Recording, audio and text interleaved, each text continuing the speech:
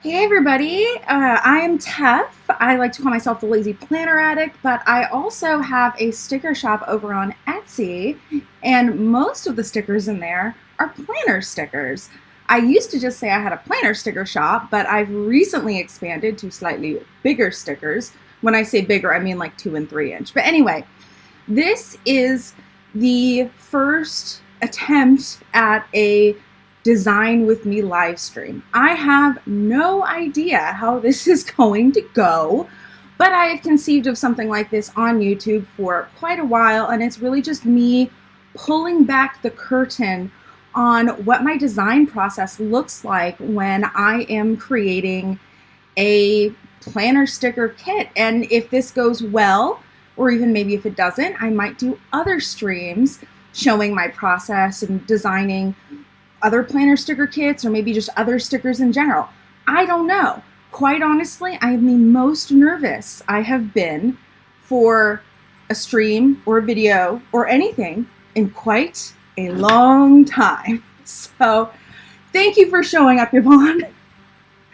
I am so nervous right now. I don't even quite know what to say, but at least I have someone here for the time being to cheer me on, because I don't know how long this is going to go, and I don't want to hold anyone to being here longer than they can. I know with streams you kind of like dip in and dip out. So just a little preamble. First off, we have kitties. This one is Coco. We also have another one, Opal, who is probably jumping around in the background somewhere. She's black. She's the bane of my existence. She's a devil kitty. I love her. She's adorable. Coco's a little bit tamer and usually doesn't bother me quite as much, but you might see me getting annoyed at the cats.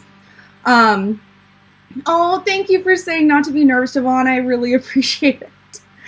The other thing is that this stream is going to be probably a lot more casual than the streams I've been doing for the Erin Condren releases, because this really is a design with me. So if you have feedback on, ideas for what I should do for the design process, ooh, you should do that, I don't like that, I like this, whatever.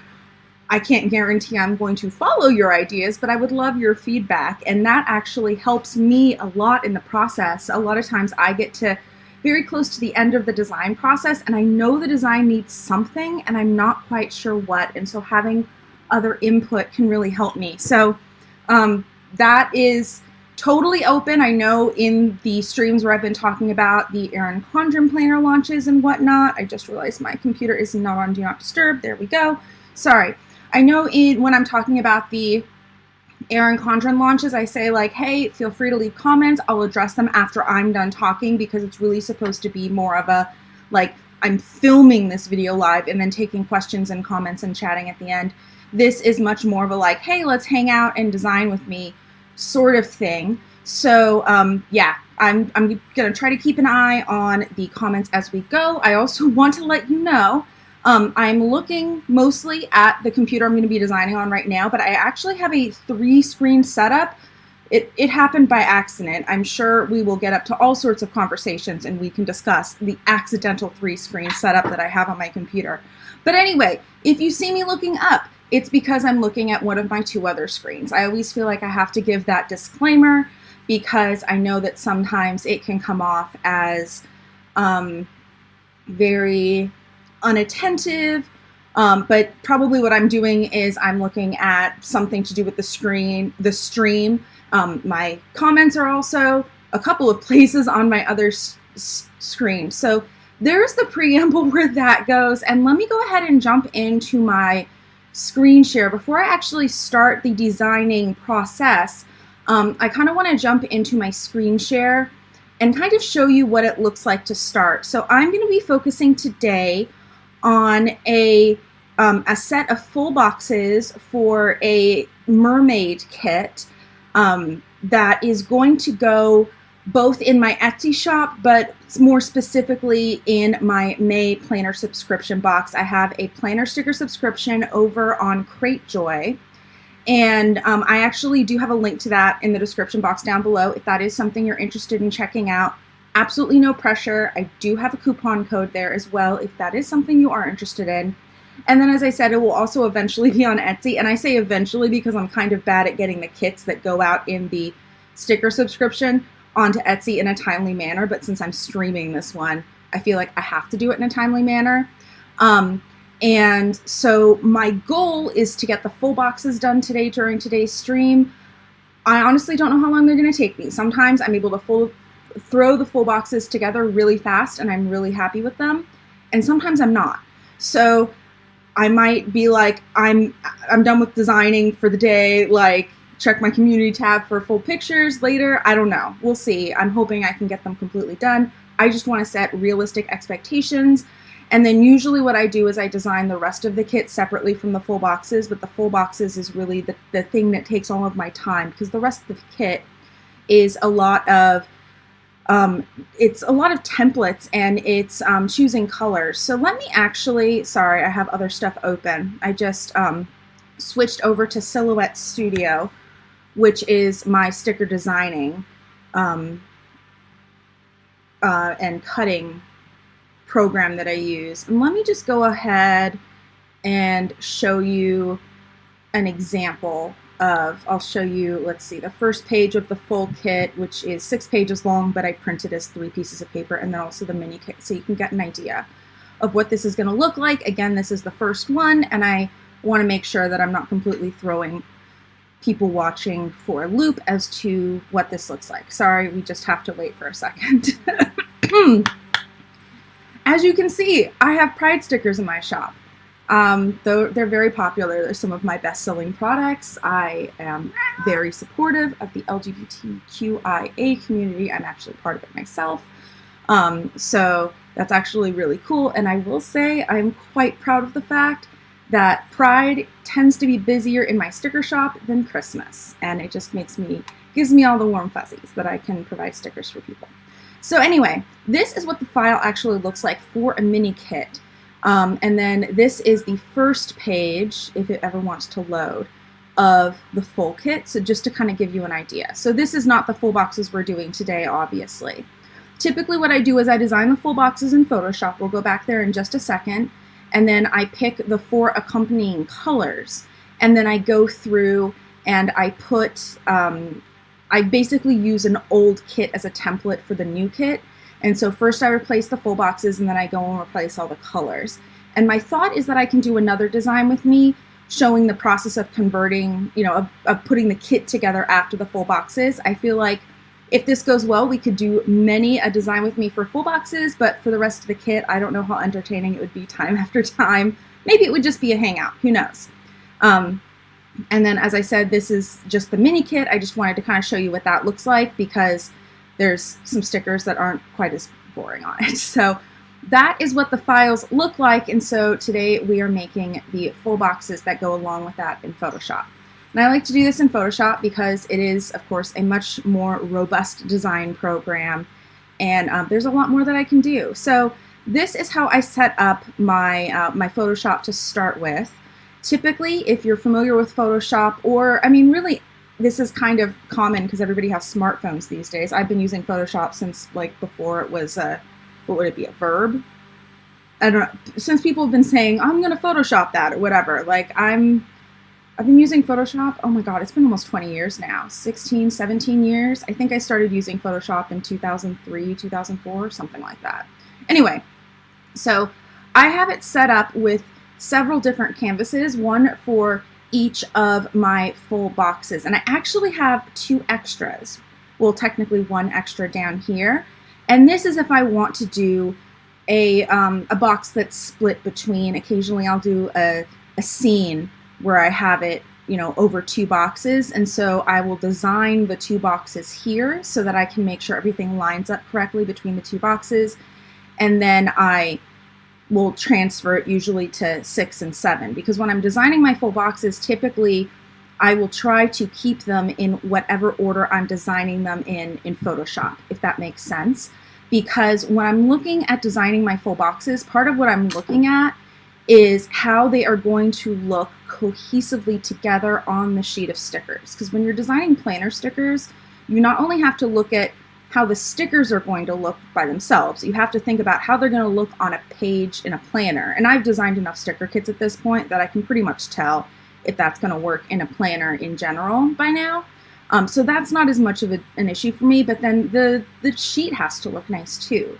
So that's why I design in a set like this, so that it looks very similar to how it's going to be laid out on the sticker sheet.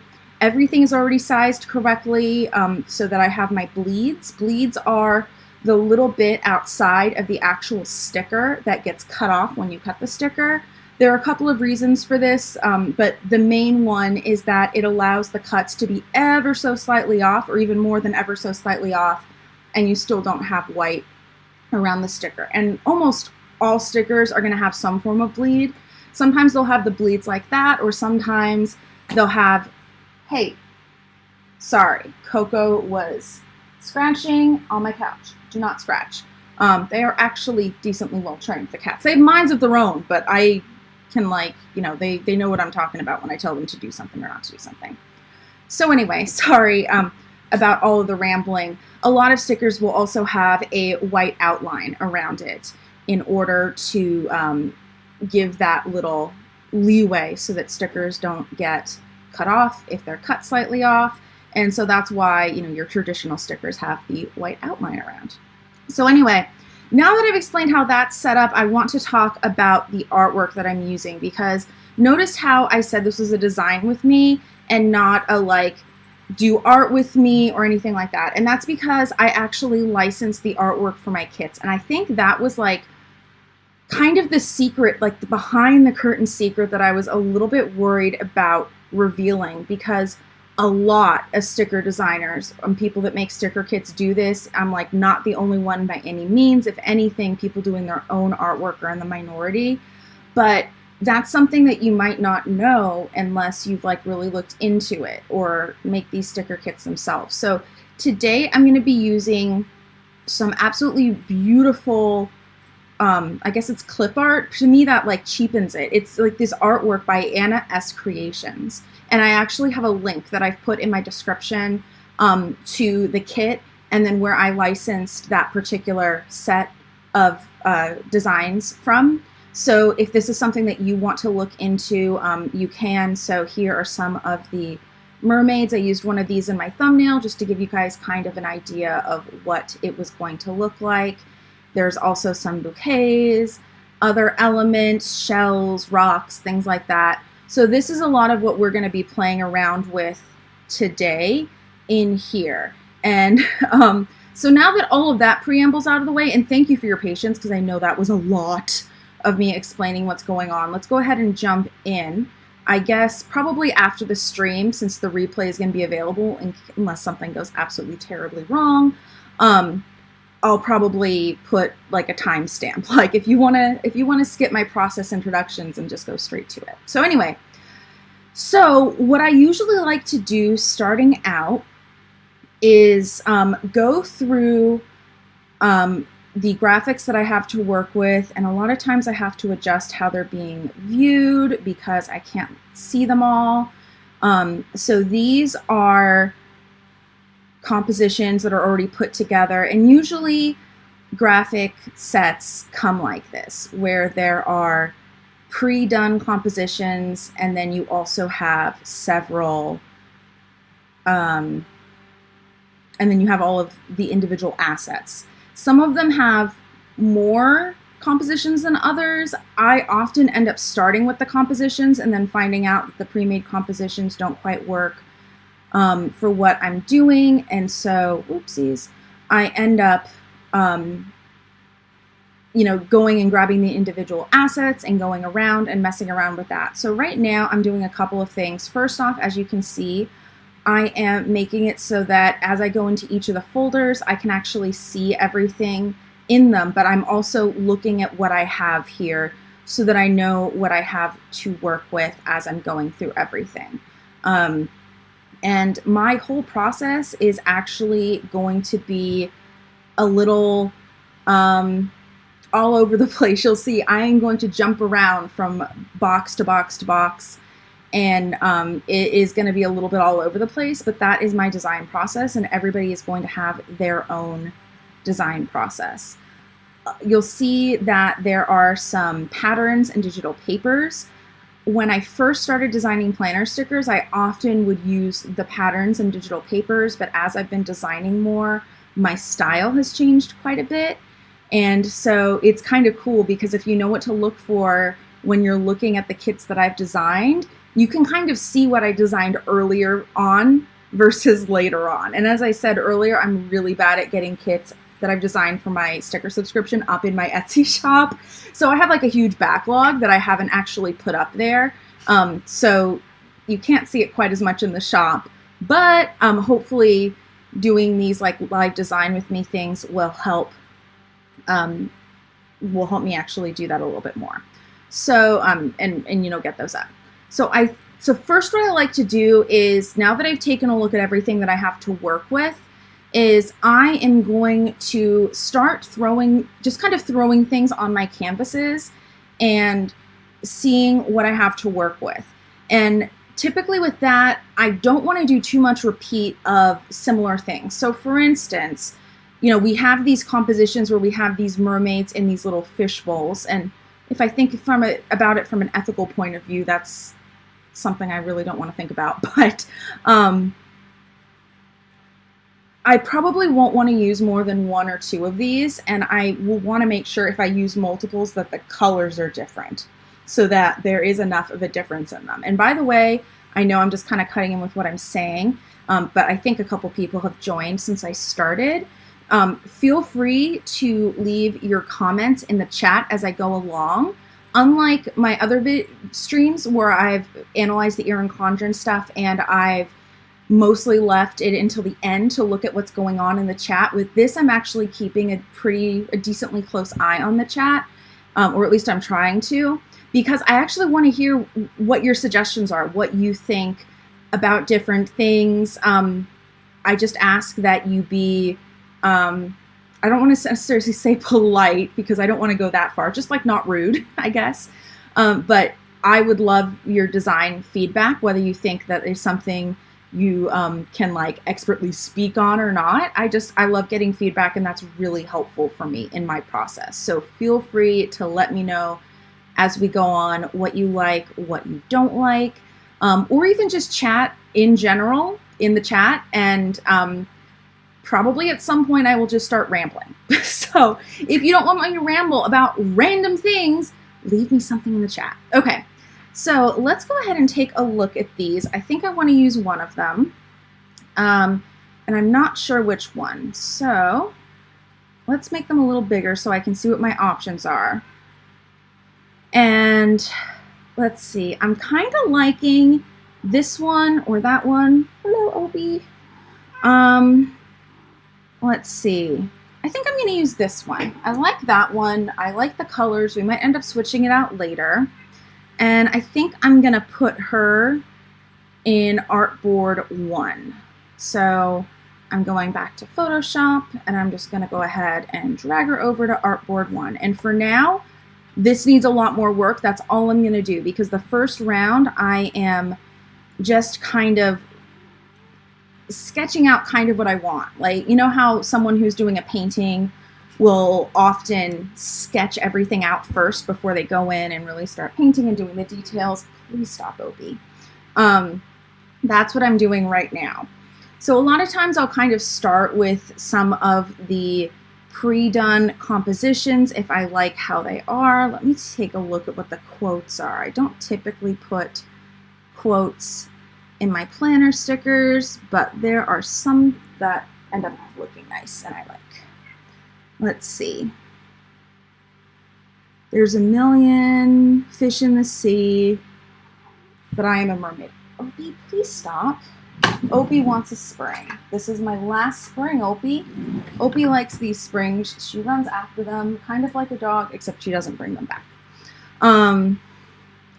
All right, I'm not sure if I want to end up keeping this, but I'll throw it in there for now. Yeah, I don't think it's the right dimensions to really use as a full box. We'll see.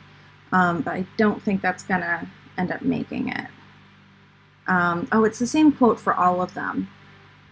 That's not bad. I'm just, kind of looking at it. Okay, this one's actually might be a little bit better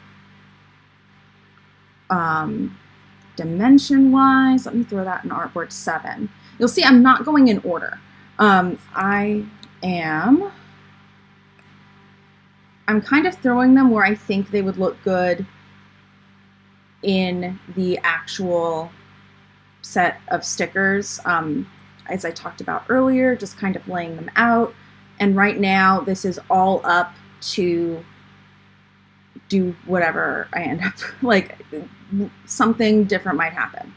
So now that I have those, I think I'm going to run into elements and take a look at what we have here and what I think I might want to use, because I don't want to make the whole thing like just mermaids. Obviously that's the theme, but it's going to be boring if I have a different mermaid on every single one. So let's see. I like the harp here. We already have the harp there, so using it again would definitely be cohesive. Let's see, we could do the harp. Oh, whoops, wrong one. There we go. Okay, harp here, that's gonna have to be, there's a setting in Photoshop that's gonna bug me if I don't change it, but that's okay. I'll either change it later or I won't get around to it. And then I feel there's something that needs to go with the harp, maybe a rock. That could be pretty. And then I'll probably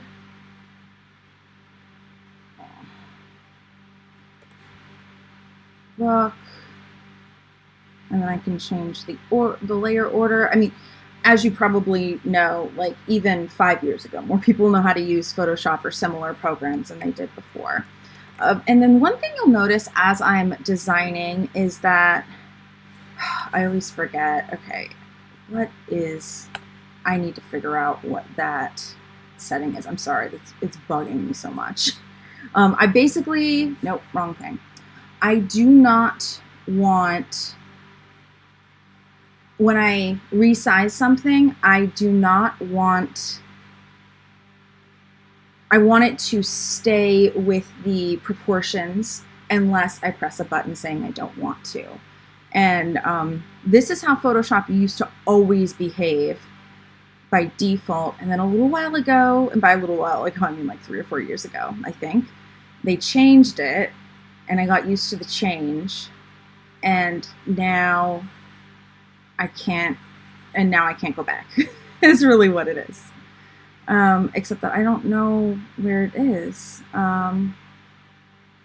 Okay, well, hopefully it won't bug me too badly. Show transform controls, maybe? No, huh.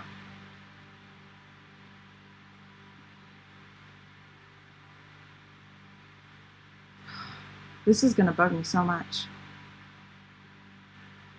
But I don't know how to change it. So, okay. You can just deal with it, Taff. You can just deal with it.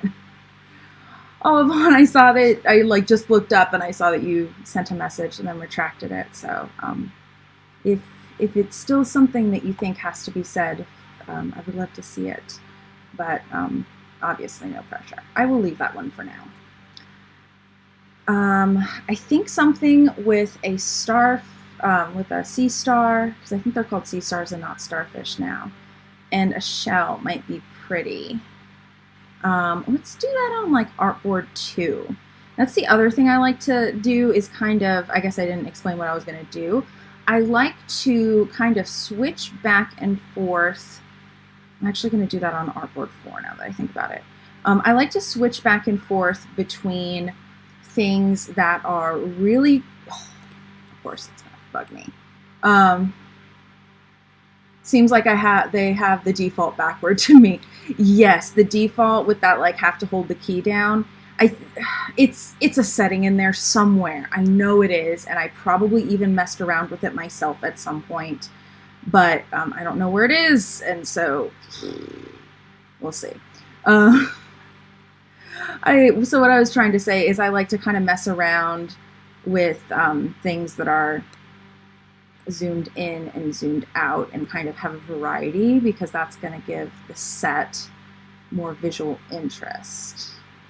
So, and that's like, you know, making the sea star a little crooked. And right now I'm just kind of throwing things at the canvas, and we'll fine tune it later. Nah, I don't like that. Okay, I think we're going to be good with that for now.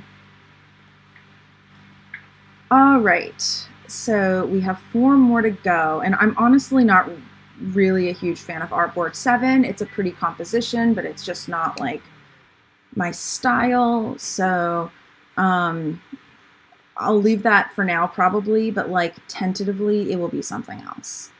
And I just want to make sure you can see this as I go through it. Okay, so we have these. I probably won't use too much of that because it's a little bit more of like a ornate look for these ornaments. These are gorgeous, don't get me wrong, but it's not, I think, quite the look that I'm going for.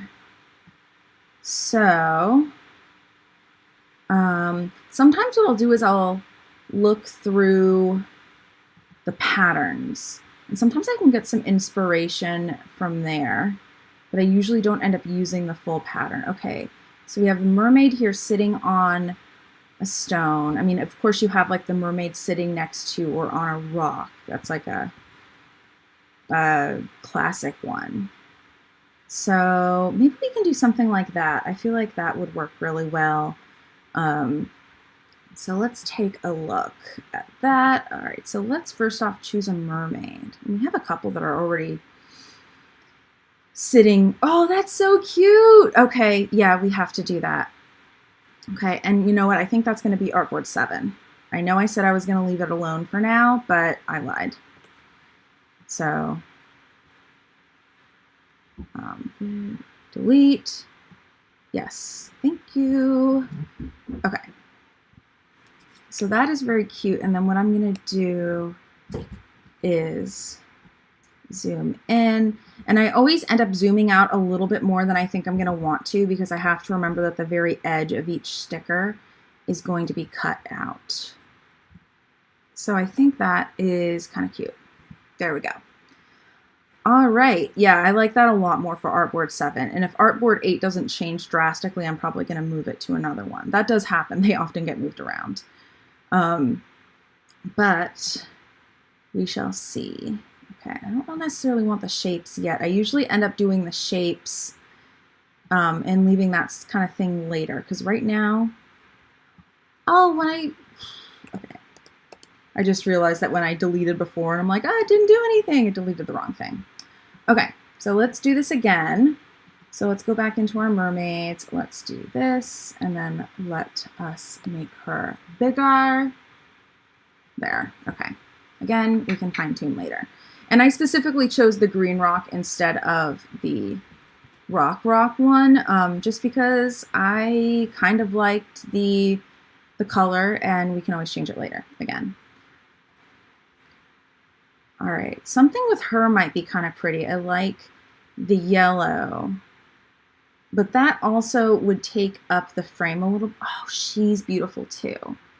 The one downside about using a kit like this, and it's not always an issue, no, I shouldn't say a kit, like a set of graphics, is that there is not much, if any, variation in skin tone.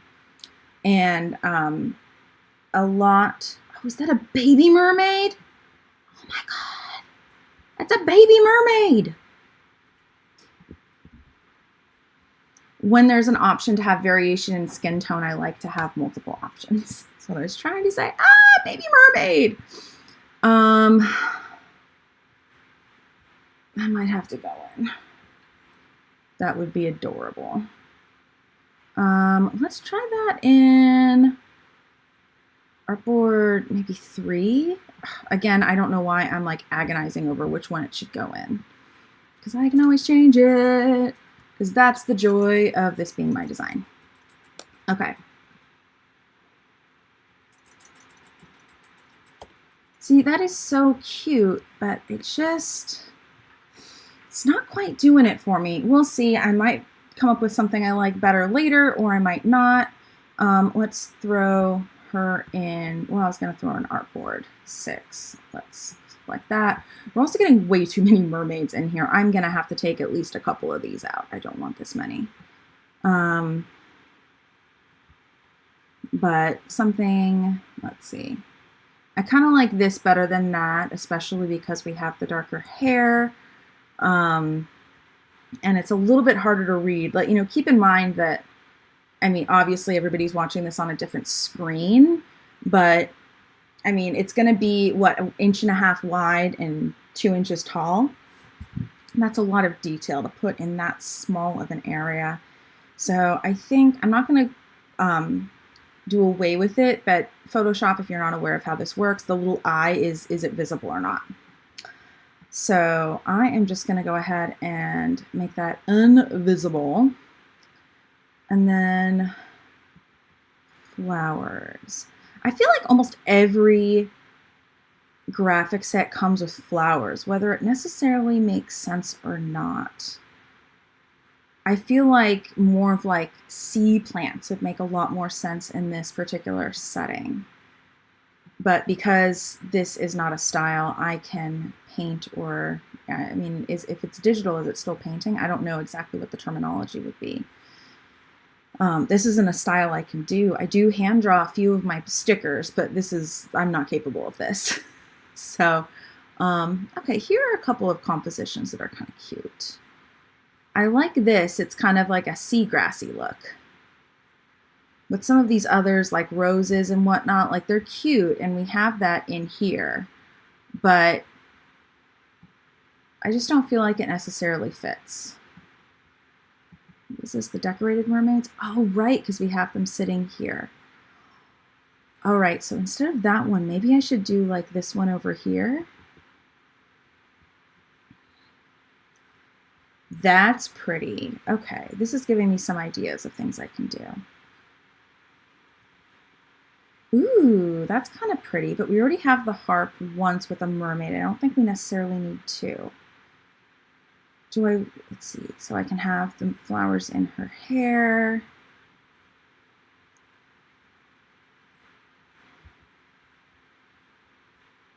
And again, I have the elements as well, so I can just kind of add to it later, but this is what I'm like thinking of. I'm not a huge fan of the chain around her waist, so I think, but I like it in the flowers in her hair more like that. So I think we are just going to do what I was talking about earlier and make my own composition based on that. So basically I want to take a few flowers and put it in her hair, and then let's do a fish because I forgot we have fish. So let's see. I think we're going to start with a sea star in her hair. Let's tilt that a little bit so it's a little off center. Not off center, but like not straight up and down. I hope you kind of get the idea of what I'm talking about. Okay, so we have that, and then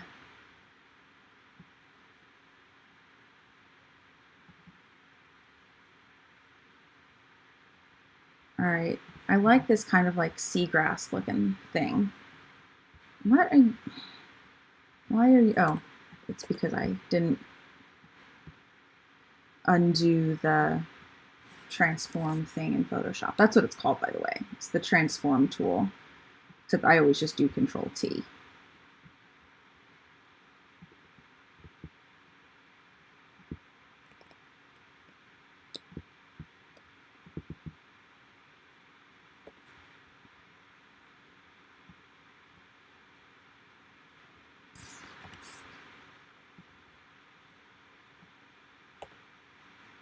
All right, and then I think we decided this, oh, that also looked like seagrass, but this looks pretty too. I think having the different colors of the seagrass idea will be very nice. It will give it some texture.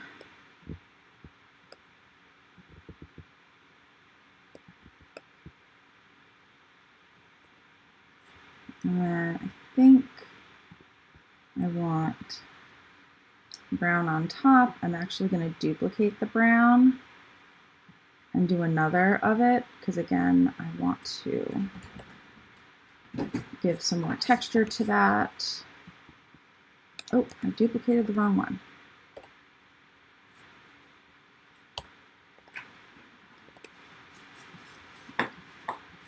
A lot of times, to make sure I'm on the right layer, I'll just quickly turn it off and then turn it back on. So I think I want to make the second one a little bigger, and I'll put it under there. So we have a little bouquet of seagrass in her hair.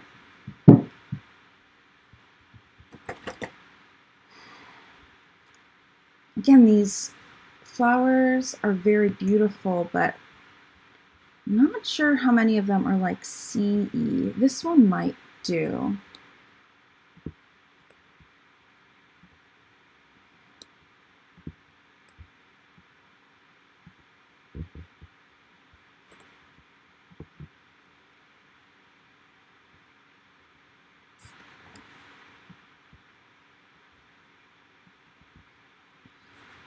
There, I think I like that. And I think a flower in there, like a rose or something, would look pretty. I like how that one is more straight on, but I would love something more along the lines of these colors to contrast with her fin. I'm just trying to give you guys my stream of consciousness thoughts of like what I'm thinking about here. Let's try this one. As I said, it's not necessarily the orientation I would like, but sometimes you can mess around with that a little bit. Just so you can kind of see the idea. Oh, but we do have the blue sea star in her hair, so that is going to blend. So let's try the pink one.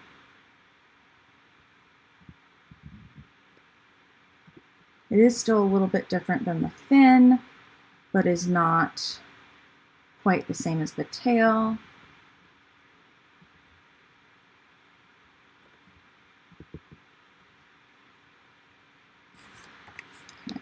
It's going to be so tiny. I hope this won't be too tiny to like actually read on the stickers.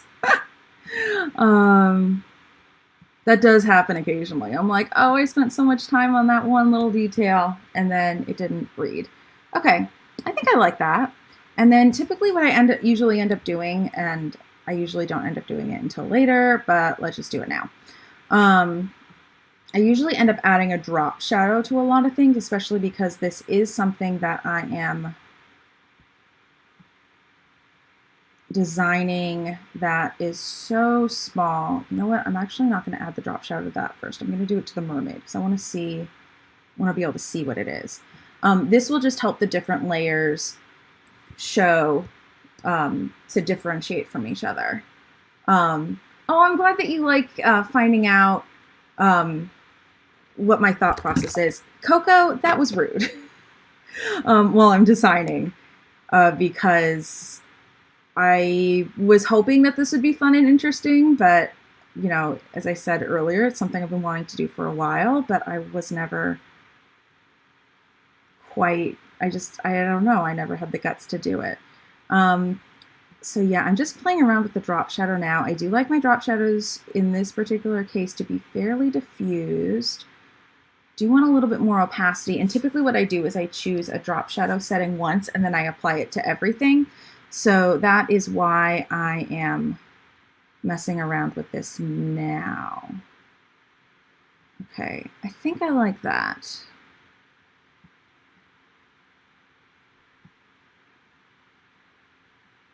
Well,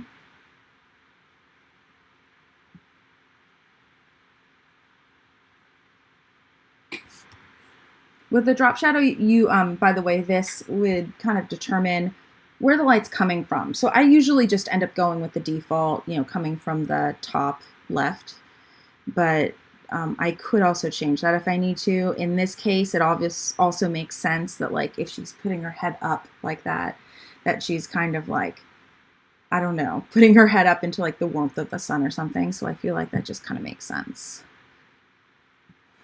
So I usually don't bother changing that setting. Okay. Maybe like 40. I can go back and change it later. I feel like some of this I'm probably being a little extreme on as far as like how much. It really doesn't need to be much, but yeah, I do want it more diffuse, distance.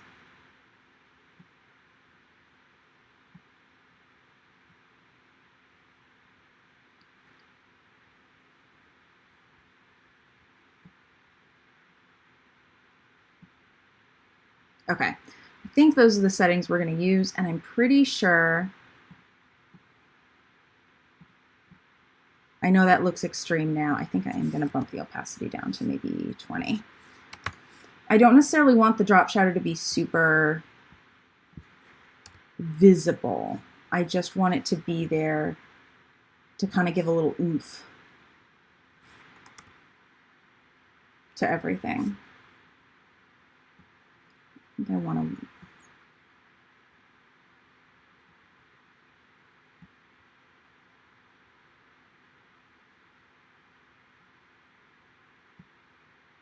I'm trying to get it so that I get a little bit of the drop shadow on this side of her, even though the sun's coming from that direction, because I know that later on that is going to help all the elements stand out. I know that currently we don't have a background on anything right now, but I know just from experience that that's going to end up coming later. Yeah, I think that's good. Again, it's hella subtle, but that is the point. Okay. So now I should be able to go into blending options, and it should default to these settings for everything. And I'm sure there's an easier way to do this, but I just go into blending options for everything, for every layer. And almost every layer, when I do this, will end up getting a drop shadow. And it looks like I might have to make some of these a little bit bigger later on. Let's see. Well, I'm not sure if you can see that change there. It is very subtle, but with it off, you'll see how the flowers right here, they're not quite as defined, especially because the hair behind it is lighter. And then when I put it on, it just gives that little oomph to make it stand out a little bit. And that's what this drop shadow is supposed to be. It's not supposed to be the kind of thing that you're like, oh, there's a drop shadow on everything. It's just supposed to make everything stand out from each other a little bit and just kind of give it a little bit more dimension, I guess. Okay, so I know I said a while ago that I wasn't going to spend a huge amount of time on specific boxes, but obviously I'm to the point where I want to at the moment.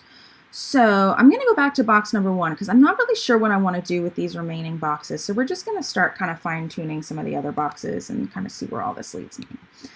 So a lot of times when I have these, I actually won't want to use the whole composition for one reason or another.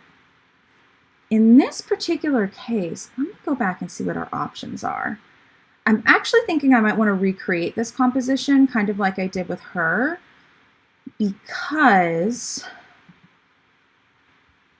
I don't really like the beads at the top. I think it's pretty when you're looking at the whole picture, but I'm working with different dimensions. Like this is a square essentially, and I'm working with rectangles. And so aquarium's probably in elements. Yeah.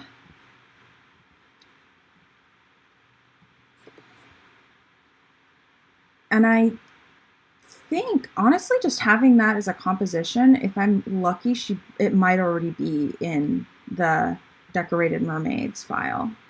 And I might not have to recreate it entirely. Yes, it is. Ooh, and it had this one with the shell, I think I like a little bit better, except I was going to cut her off. So maybe what I'll do is I'll pull the shell in on the other side. I still do like this one a little. Oh, yeah, I like this one a little bit better. So we're going to pull that in. Get rid of that. Make her bigger. And again, the very edges of everything is going to get cut off. So like if I wanted it to be framed kind of like that, I'm actually going to put her down a little bit more. So probably it's going to cut off here. I don't like that flower there. I think it's just like the non-flower, you know, the non-aquatic stuff. I'm not liking. So we're going to recreate it from scratch. I was hoping not to have to do this but whatever. It will end up better in the end. It's just kind of frustrating in the moment. So what I'm going to do is I'm going to take this and I am going to actually pull it over to probably artboard. Oh my God, I'm so sorry. I just realized that I'm designing and you can't see. Let's see. Let's do that so I have a little bit more room. Okay. Sorry about that. So yeah, we're gonna redesign that. So I'm gonna take cancel. We're gonna take the composition that we had and pull that over to artboard 2. And then I'm going to make it a little bit smaller so I can see all of what's going on in here. That way I can recreate it. She's going to end up having to be a little bit smaller because I'm going to need some room for the rock. This is the rock. Great. Wrong layer. That's fine. Or wrong canvas, I guess.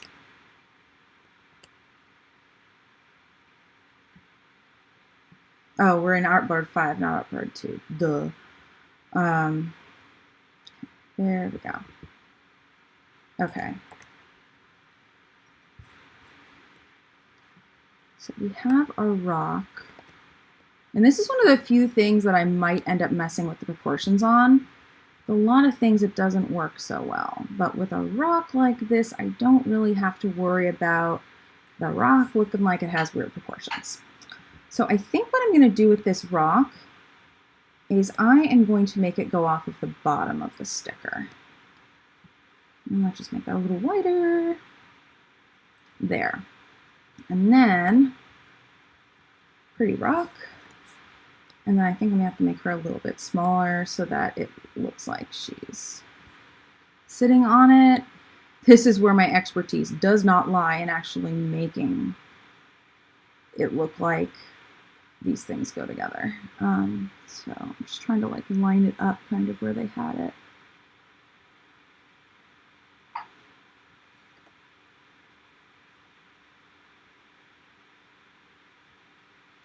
Oh, the issue is that the rock is so much bigger in my thing than in the original, and that's why it's looking weird. Okay.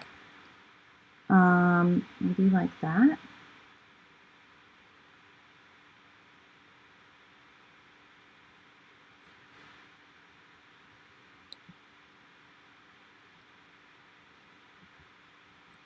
Okay, there we go. And then I'm going to want to move them both up a little bit because I have to remember that the bottom is going to be a little chopped off. So now let's go ahead and grab the elements for her hair. So again with this, I said like 3 times, we're going to do a fish next, and then I completely got distracted. That's okay. We will do a fish eventually. There are these really 2 cute little fish.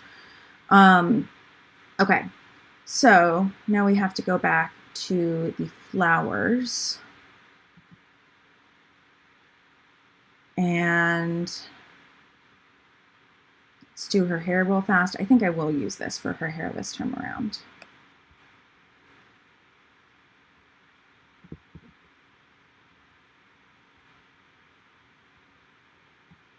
I'm just looking at something on my end in the stream. I just realized I can move my webcam around. Oh, but it looks weird if I do. Oh, I see what happened. It looks weird if I do and if I don't because I had it weird in the first place.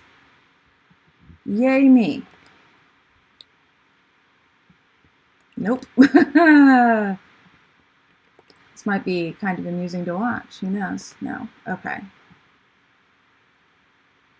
Okay. Well, in that case, I will fix it for the next stream, but it just moved me up there maybe. And then let's get me a little bit more like in the whole frame, I guess. There. Okay, there, out of the way a little bit more. All right, so let us get on to this. So I need that smaller.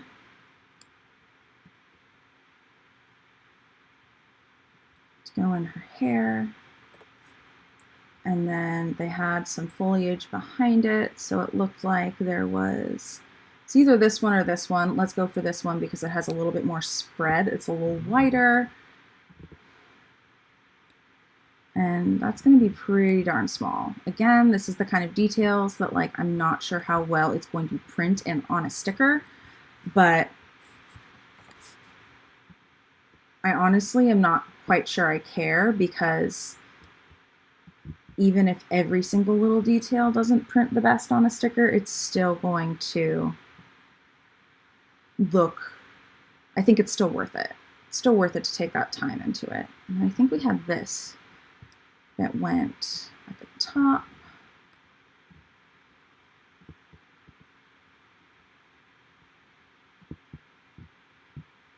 Oh, whoopsies, forgot about that.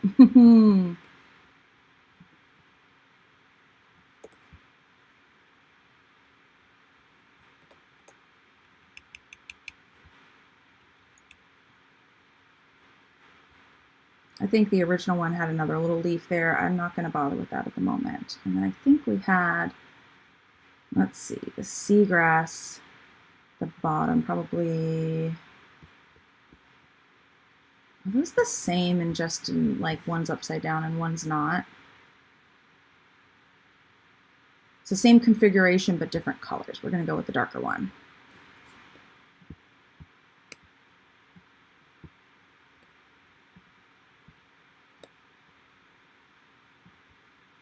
I just realized that this stream is almost an hour in, which is a testament to how much I can ramble. And then at this point, I think I am going to add the drop shadow to everything, even though I'm not done, because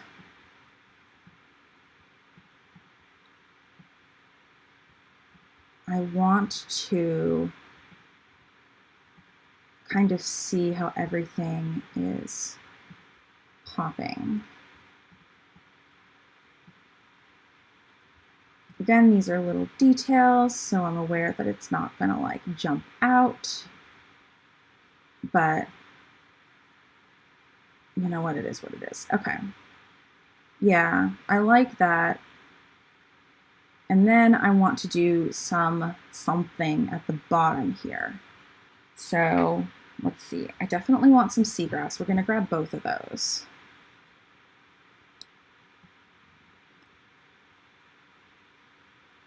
I think we're going to have seagrass on both sides. That just makes logical sense. Because we're in the sea, so we're going to have seagrass. And then with this, I can duplicate it. And then what I'm actually going to do is I'm going to flip it. I can remember how to do this. I want image, edit, that's where it is. There's one that will flip the whole canvas. This is a canvas. And then one that just flips the image. And then, so it's a little bit less obvious that I just took the same thing and flipped it, I'm just going to change the orientation a little bit and the size. All right. Now I'm going to take this other seagrass.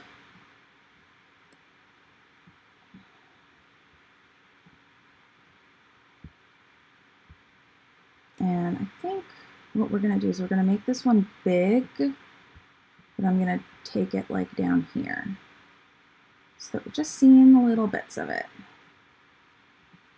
Maybe off to the edge. Yeah, I like that. And then let's take this one that is, oh, I need to, here we go. Let's take this one that's, oh, that's gorgeous. I need to use that one more. Put it there. Probably gonna have to move this whole thing up a little bit because otherwise this gorgeous seagrass, I mean, it's only gonna cut off like that much, but that's okay. I always deal with that later. One of the last things I do when I'm like doing rounds of like looking through all of this is I go through it all and I make sure that if I need to make things smaller, I am. So this, I'm not going to bother flipping this one. Not right now anyway. Just do that. Again, this is just to kind of add a little bit of texture. I don't necessarily want a ton of the brown. And then I think what I'll do is I'll duplicate it again. And then this one I'm going to flip.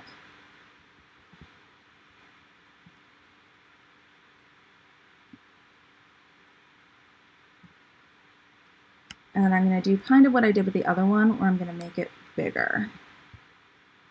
And then it's just going to go like that to add a little bit of texture in the middle. Okay, there. I like that. You see, to me, this reads a lot more under the sea than this does. Maybe that's just me. We need something in this corner. I think what I'll do is I'll just take, where is it? This is the problem when you don't bother naming your layers, is sometimes you can't figure out where anything is. But I'm going to be working with so many layers in this project, and it's relatively like small. Like, because it's many different compositions, I usually don't bother naming them, I guess is what I'm saying. Like, if I was working with the same layers for an hour on end, then I might, but I'm not going to bother at the moment. Let's see. I'm just going to make those a little smaller. Do that, and then I think I want to stick them behind. There. Okay. There. A little bit more texture at the bottom. I like that. And then, let's see. I feel like we need to add a shell down there. At least one. So we're going to go back to our elements. We could add some fishies swimming in the background. I love this. Okay.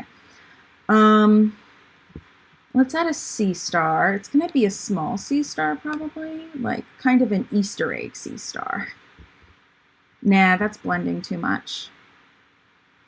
Nah, I don't like that. Okay.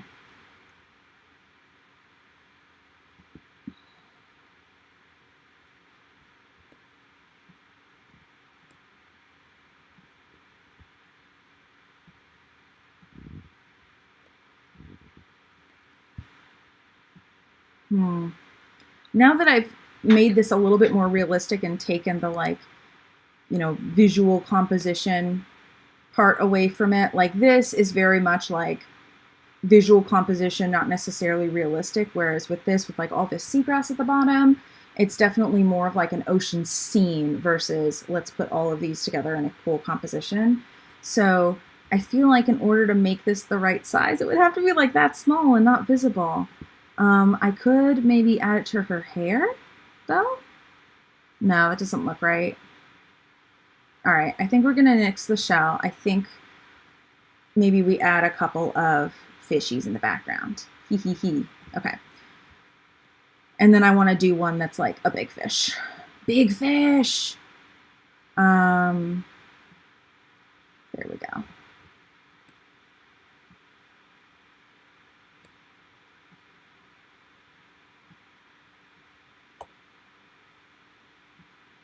All right, I think just the one fishy will be good for now. And then I'm actually going to bring this aquarium bowl back in. Remember how we were doing that? You know, the original one had the aquarium bowl. I'm not going to put her in the aquarium bowl this time around. I am actually, come on Photoshop, let me zoom out. There we go. All right, I'm actually going to use this as a background. I do this a lot with different elements. And then I'm just going to move out to the back. All the way to the back. There we go. And then I might end up darkening that up, but I can deal with that later. Okay, so let me add a drop shadow back to all this stuff so we can kind of see what this semi-done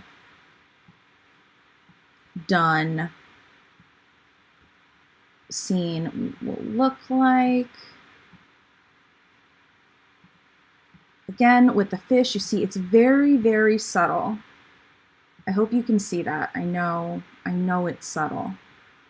But the difference of adding that drop shadow, I'll just go back into it so you can see a little bit closer up. So, no drop shadow.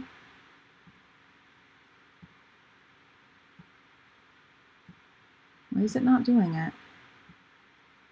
Oh, because I turned off preview. Okay. No drop shadow, drop shadow. See? It just makes it pop. And this is not a hard and fast design rule, I will say. In fact, drop shadows are very often overused in the design world, specifically in like text design and things like that. So you kind of have to know when and where to use drop shadows. In this case, as I said, I'm not using it to look like a drop shadow. I'm using it as a way to differentiate my elements from each other. And for me, it's the most effective way to do it because I can make that very subtle. Okay, so you know what? We've been going for an hour, and I don't know how long this is going to go. Probably as long as I feel like working / talking about how I'm working.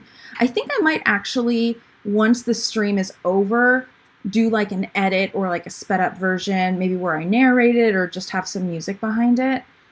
But let me kind of show you how I'm going to look into brightening this up. There are a few different ways to do it. I am going to use adjustment layers in Photoshop. So you find them down here, and they're a lot of the same things that you'll find up here, because you know I'm totally teaching you Photoshop. If you go to adjustments, there's like this huge list of things that you can do. And these are going to add on like to a specific image. So if I have the aquarium selected, for instance, and I go up here and I click one of these, then that is going to just affect that layer. The adjustment layers themselves are actually a little bit different. When I do this, I think I'm going to do brightness contrast to start. You'll see it creates its own layer right here. And so that allows me to turn it off and turn it back on versus it being kind of permanent if I do it through the image menu. The other thing is that it only affects what's below it, but it can affect multiple layers. So it's not only a lot more adjustable, but it is also, and that is very much not the one I wanted, it's a lot more adjustable, but it is, it's not only a lot more adjustable, but you can tailor it a lot more easily. Okay, so Vibrance and Saturation, I think, is where I want to start. Okay, so let me just turn that off. So that's where we started. I mean, it looked kind of blue, but it looked kind of off. That's where it is now. Like, that is so much prettier, in my opinion. And then I think I'm actually... Again, these are like really minute differences I'm looking at here. Okay, I think we're going to call it there, but I do want to go back to the aquarium layer. And we're actually going to play with this again because I like this, but I want it to cover more of the frame. So I'm going to make it even bigger.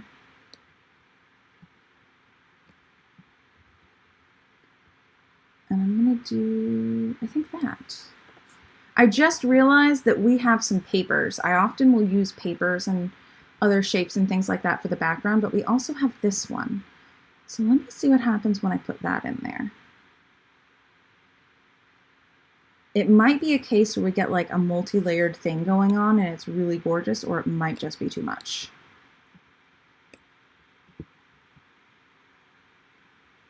I do like that. I like that a little bit more than the aquarium. The other thing we can do is, yeah, that's not really not what we want. But there are these different ways you can kind of put them together. Sorry, this isn't supposed to be an actual Photoshop demonstration, but I can lower the opacity of this. I think I just like that. Makes it look like she's underwater. We're just going to do that. So from here, I think that is mostly done. As I said, I think I might end up messing with the framing just a tad.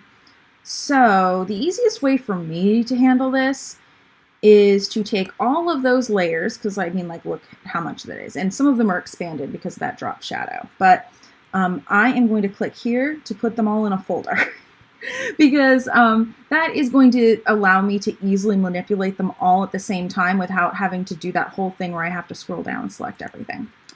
And sorry, out of frame for the stream a little bit again. And you know what? We're gonna just expand this a little bit. That way I can get a little bit bigger. All right. So I have that selected, and then I'm on my keyboard. I keep doing these keyboard shortcuts. For me, it's Command T or Control T if you're on a or not Windows, but yeah, Windows. Okay. So, and it's going to select everything. And then I just realized that since we're not doing there we go. Since we don't have the aquarium anymore, I'm just going to get rid of that, because that might be impacting how big this looks when it's selected, and that makes it a little bit more difficult to work with. Okay, there we go. All right, so I have everything in this whole thing selected, and now I can make size adjustments. And so all I'm doing is I'm making her a little bit smaller, and I'm just moving it in a little bit. So that way, when that little bit around the whole edge gets chopped off from my bleeds, it's still gonna look nice. And I usually try to err on the side of a little bit too, or a little bit smaller than I thought looked good, then a little bit bigger. I also would love a little bit of space at the top just for framing purposes. All right, I think I like that. Okay, so there we go. That is artboard number 1/1 full box done. I might still go back in and make some changes before I finalize everything, but that is kind of how I go through and work on a full box. And as I said, some of them end up being a little bit more simplistic. Let's go over to 3 because I don't have anything in 3 yet. And as I said, let's look at it. Let's do a fishy. I keep saying let's do a fishy. Let's see. So we have this beautiful betta fish here. Okay. So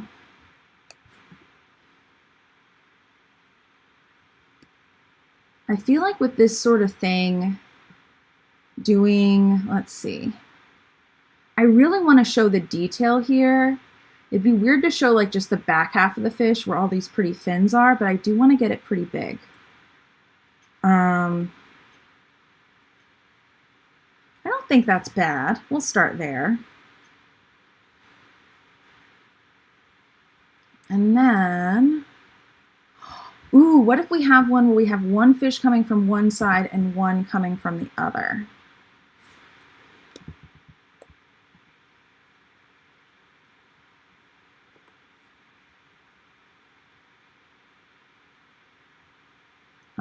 Have I been putting these in artboard 3? I have not. I've been putting them in artboard 1. It's not the end of the world, but it's just like an organizational thing.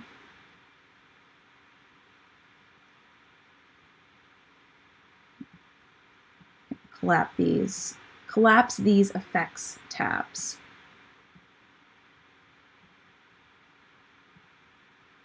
Maybe I was putting it in a different artboard. Yay, disorganized me. Okay. Oh, it was an artboard 3. Yay. Oh, thank you for saying that that box was gorgeous. I think it turned out really well. And I'm glad that that one's done because it kind of like set a little bit of a mood and a tone for the rest of them. So I think this one, come on.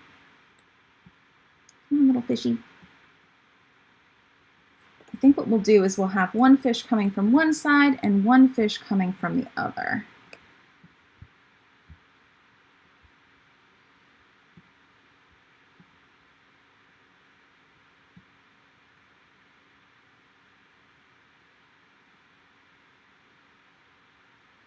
I feel like I could almost, I mean, okay, not that I need to. I'm just curious. I want to see if this fish looks right the other way around. Nope, it very much looks upside down, at least to me. Okay, I was just curious because of the way it was designed.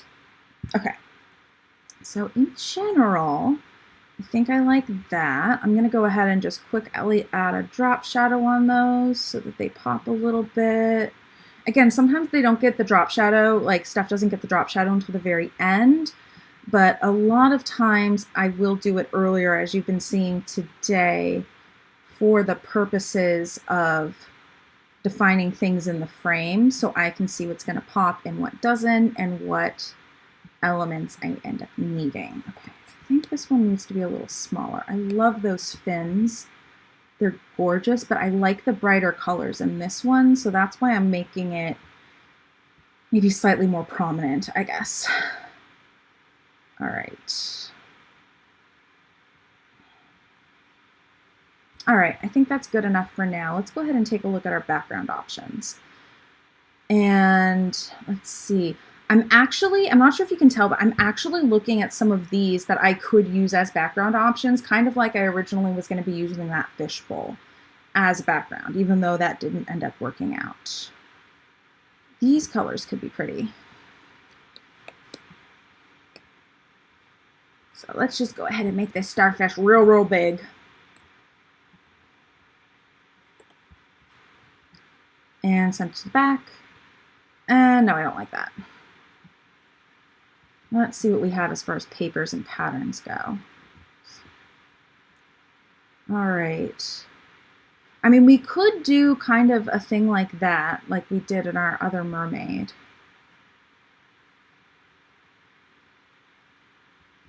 It just doesn't look right. It needs something else.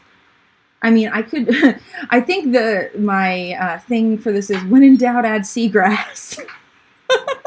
So I'm like, maybe some seagrass will make it look better. I don't think that's a bad mantra as far as mantras go. Okay.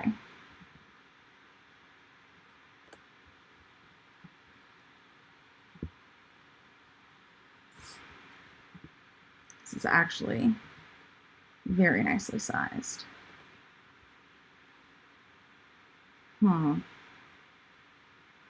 I like it in general. I feel like the whole thing is still going to need something.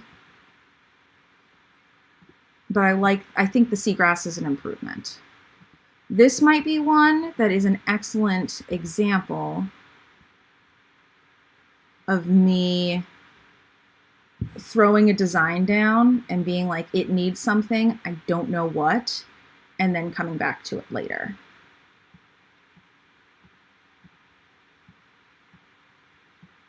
There. Oh, I had the right one selected after all. Yeah. I could try fading out the background a little bit. I know I wanted something to make these guys pop, but let me try this. All right, so we're gonna take the fish and I'm gonna put them in a folder. I'm actually gonna pull this back. And then what I am going to do is I'm gonna take another one of those adjustment layers and I'm gonna do a vibrance one again. And I think if I make it, where is it? A clipping mask, I don't think it will impact anything but that group. Ooh, yes, I like that. Okay. That definitely helps. I might need to up the vibrance on like everything. Because I will say when things print, it does take away a little bit of the color.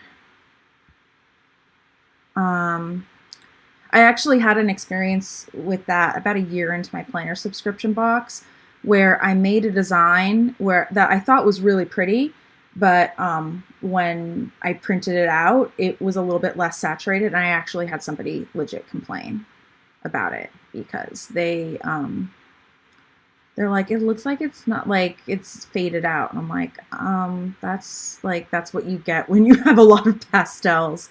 And I hadn't had enough experience with it yet to realize that, like, logically, I knew that I could compensate for it. Like I knew how to do it, but it hadn't occurred to me that I could. Yeah, I still don't like, it's just like, it's too busy in the background, I think. I think maybe the sea star is just not the right background, which is a shame because it's pretty. Hopefully we can use it for another one. Can also look in, I sometimes will use flowers as backgrounds too. Look, I kind of like the sea star, just like blow it up real big, see what happens. This one I'd probably want to turn a little bit more blue, and that is still going to be too busy. So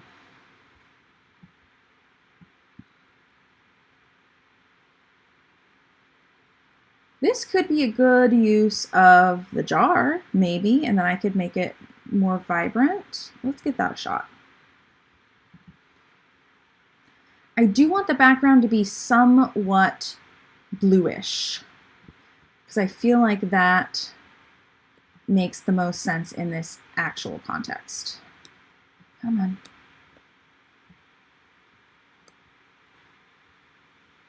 Okay, I actually do kind of like that a little bit more because it's not overpowering. All right, I'm gonna mess around with the placement more if I end up using that.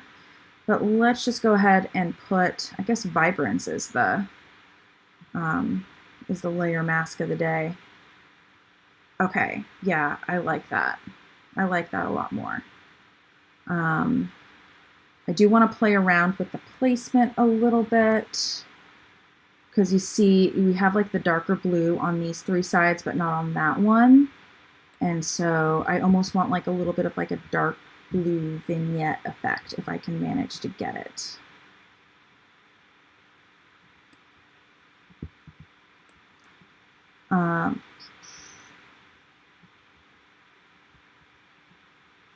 The other thing I can do, let me try this. We're going to duplicate this and oh, that could work because like the top of the aquarium thing makes it kind of look like waves. That's cute. See, this is where just kind of messing around with it sometimes is totally in your favor. Okay, great. And then what I'd like to do, I'm going to make another copy. Lots of copies.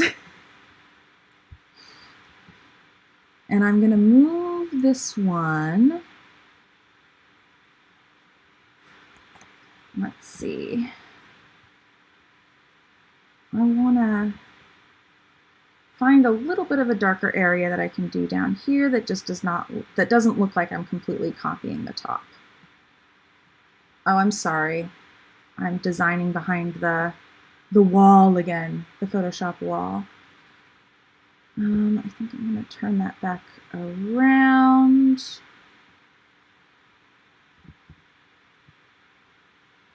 that the bottom or the top? I think that's the top. Oops. All right. I just want a bit that's a little bit more blue for the bottom there, just to kind of balance it out.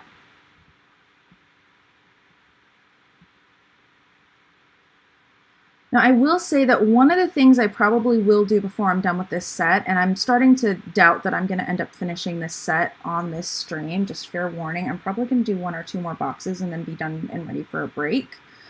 But this has been fun, I have to say. I'm glad I'm doing this. One thing I will have to do before I finalize everything is kind of, I guess, color balance it. So it's not as much of an issue when you are using just one set of like when I'm not doing the color changes and whatnot, but when I'm using Vibrance to, bump up contrast and change colors and whatnot, then making sure that those colors are consistent across all of the full boxes actually is quite important. So like, for instance, I might end up changing this first one that we did to more of this color. There are a few different ways to do that, and it's kind of a pain in the butt, so I'm not going to do it right now. But that is something that I also do have to take into consideration. I usually just don't bother with it until later in the process. So what I'm doing right here is I want to take away a little bit of this, just because it's a little bit too much.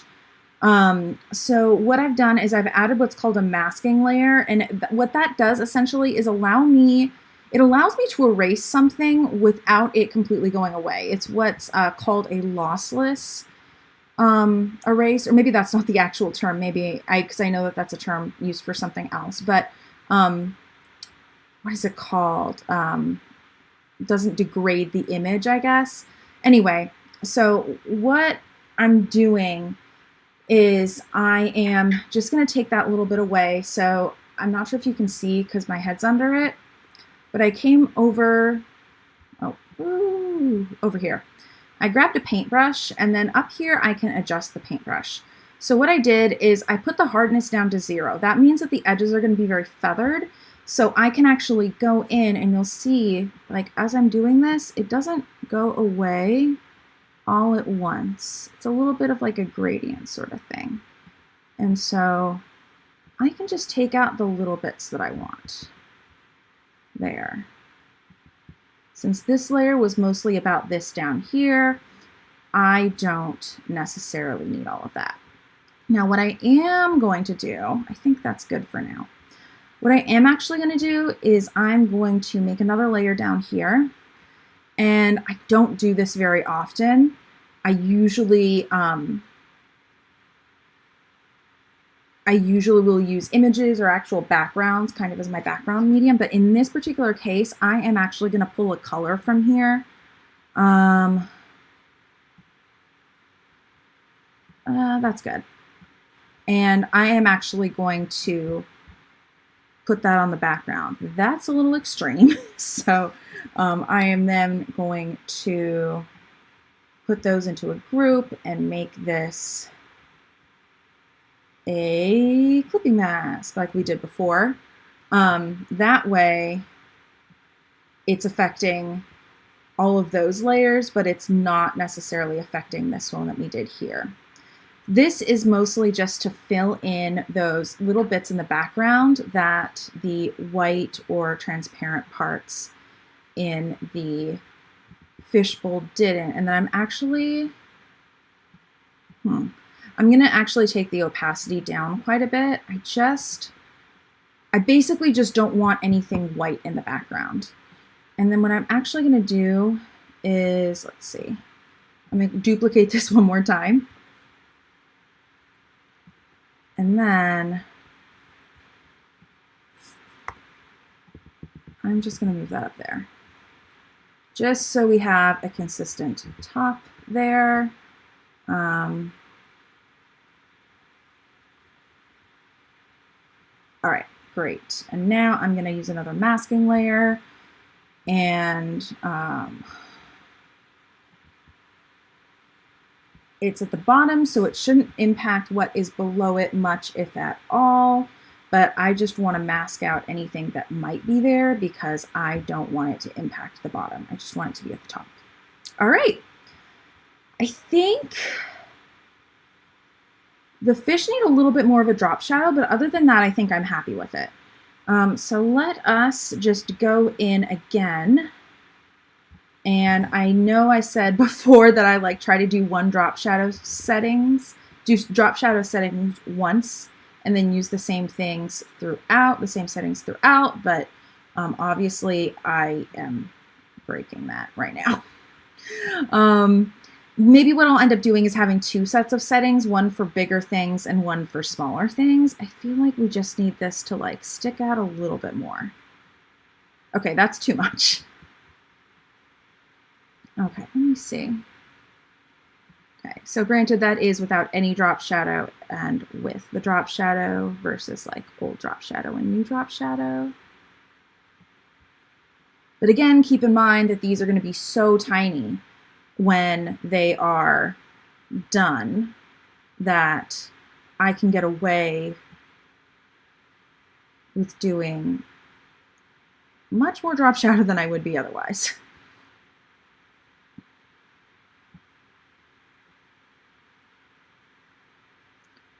All right, great. And then if I can remember how to do this, I am going to, where is it?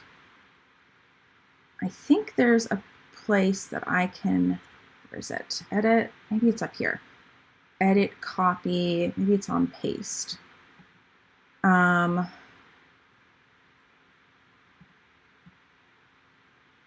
Paste special, I think that's what it is. Nope.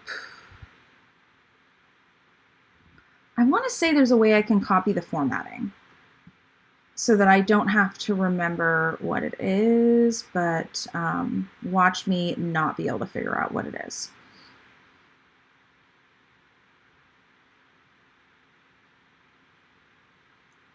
Oh, there we are. I think it's the layer style. So I have to go down here, copy layer style, and then I can go here, paste layer style, I think.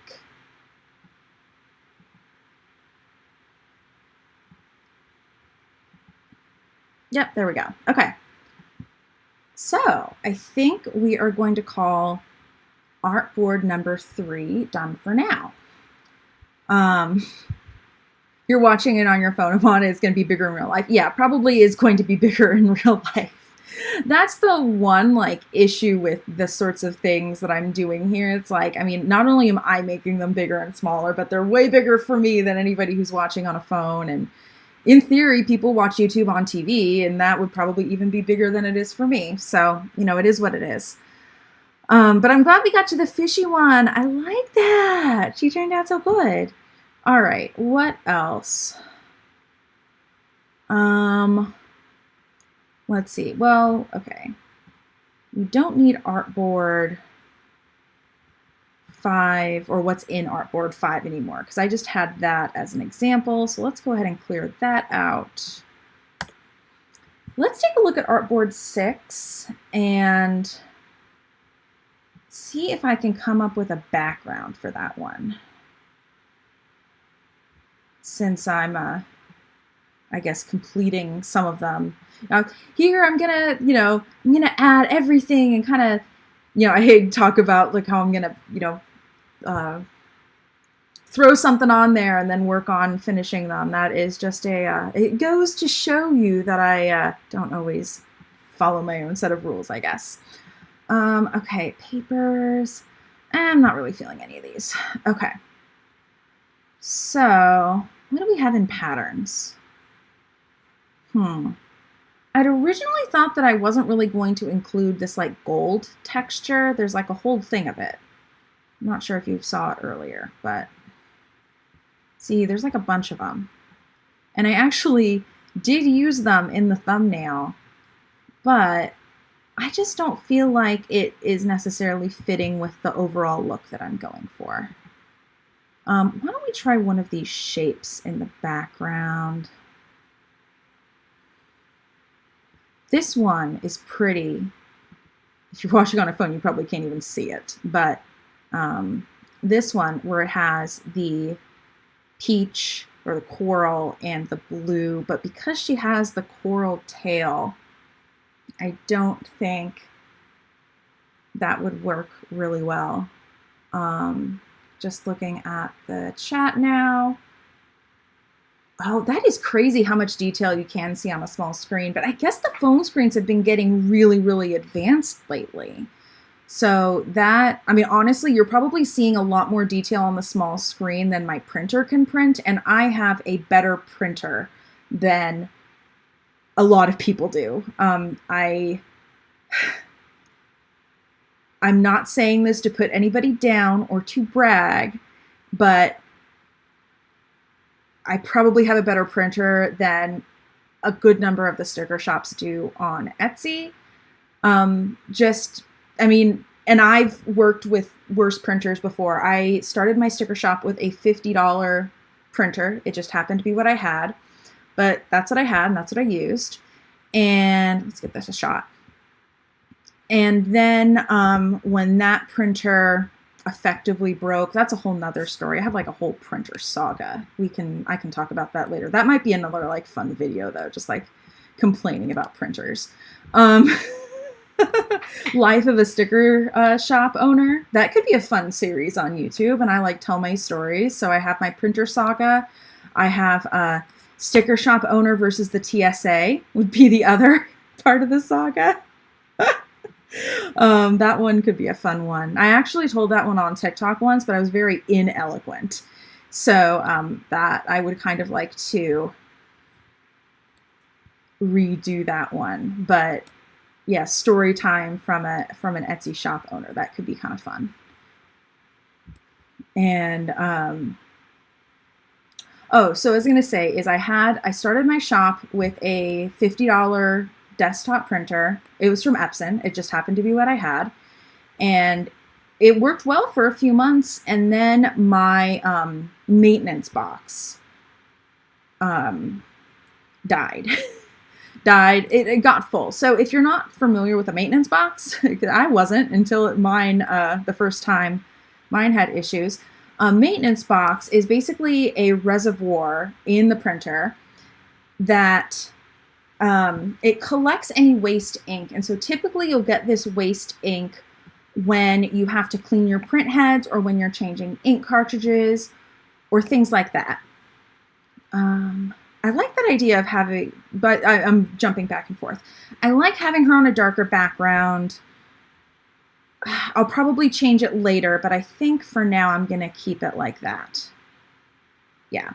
So anyway, so it's a compartment that is in your printer that holds the waste ink when you're cleaning your print heads or if you're changing your print cartridges. And when you print a lot, you have to change print cartridges a lot. And then for me, I had to change my, I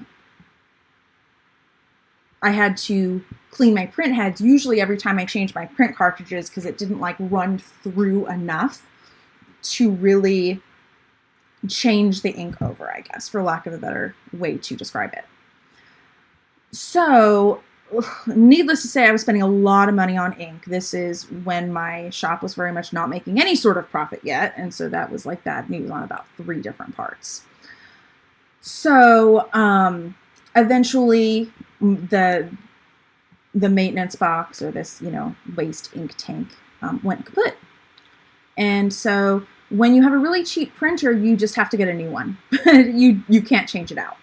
So at that point in time, I did a bunch of research on printers and I decided that I was going to try one of these ink tank printers. And ink tank printers, for anybody who is wanting to do any sort of high volume printing whatsoever, is what I highly recommend, because ink tank printers, instead of having ink cartridges, they have exactly what it sounds like. They have ink tanks, and you basically get bottles of ink. I'll grab one, and you fill up these tanks. Oh, here's an unopened one. This one's the magenta, and then black is usually double-sized.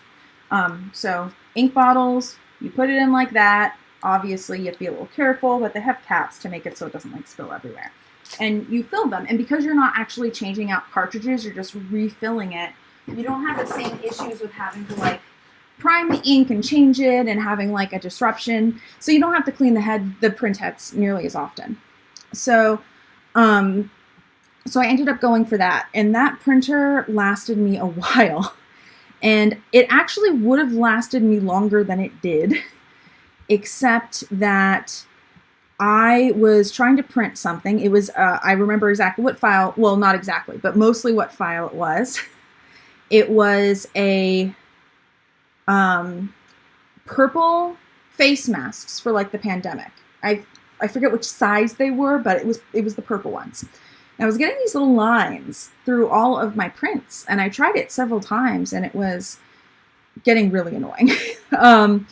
And so finally, I decided to, I'm like, okay, something could just be wrong with this printer. I think I might have tried one other file. But eventually I decided that something was just wrong with the printer and I needed to replace the printer. So I go and I get a new printer. And I ended up getting the printer that I have right now. The last one, by the way, was an ET 3700. They've since upgraded it, but all of my printers lately have been Epsons. Initially, it was just kind of an accident. Lately, I have stayed with Epsons. Mostly because with my cats roaming and jumping around, I wanted an output tray for the paper to come out on that wasn't like just a little bar that was like super flimsy and like I can't really show you very well, but the Epson has a slightly more sturdy one. I was like, I know the cats are gonna break it if it's not slightly sturdy, and I had like this whole list of things that I needed in a printer. So anyway, so I'm like, okay, well I need a new printer anyway, so I might as well upgrade. I guess I'm telling you the printer saga anyway. Actually, there's more to the printer saga. I'm just telling you kind of how I got to the printer that I am now. So I get the new printer. I'm really excited. And, you know, you actually can't find a printer of this quality locally in my area. Now, it might be different in some other areas, or, I mean, maybe it's different for professionals, but at least, you know, like consumer, or this is kind of like a prosumer printer. It's the ET7700. It's kind of like for creative professionals. So,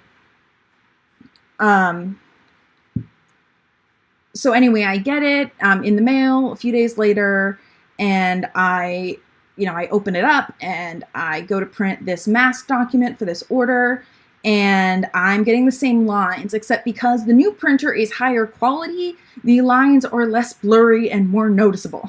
And that's when I figure out that the issue was never with my printer, but it had to do with the way Silhouette Studio was processing everything. And there ended up being like a back-end workaround that I had to go through in order to fix it. So, but by then, even though I'm like, oh, you know, I could just return it now, I had seen the light. I had seen a beautiful printer, and I couldn't say no to it. So I ended up just keeping the new printer. And I actually have another one because it occurred to me about 6 months ago, I think. That's another funny printer story. I'll tell a little bit of it now. But it occurred to me about 6 months ago that because I cannot get a printer of this quality locally, that if my printer goes down for some reason and it's not something I can fix, that I'm like legit SOL until I can get another one shipped to me. And that shipping usually takes about a week. So as somebody who sells planner stickers for their job, or for a lot of their job, that it's kind of important to not have a situation where my printer is completely down. So, whoopsies, I did not mean to do that. Oh, that one was the one I wanted. Okay.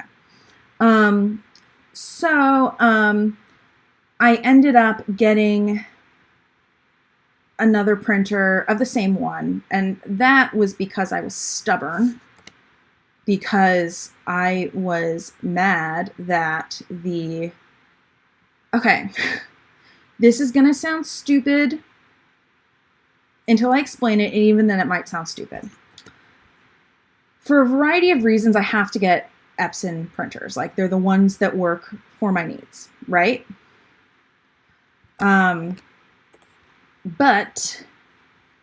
Epson has been starting to do, sorry, my lips are getting like icky and chapped and stuff like that. Anyway, for a while, Epson was making all of their EcoTank printers black, which is the color I like my printers. And now they're making them all white, which really wouldn't be as huge of a problem, except for the fact that, one, I work from home, and two, my office is in the middle of my living room. So I have to basically treat any equipment that I have as kind of decor, essentially. So I was just really honestly like, no, I don't want a white printer. And then I looked into the specs, and I'm like, literally the only thing they changed is the color and the bottle of ink you need. And I'm like, no, that's stupid.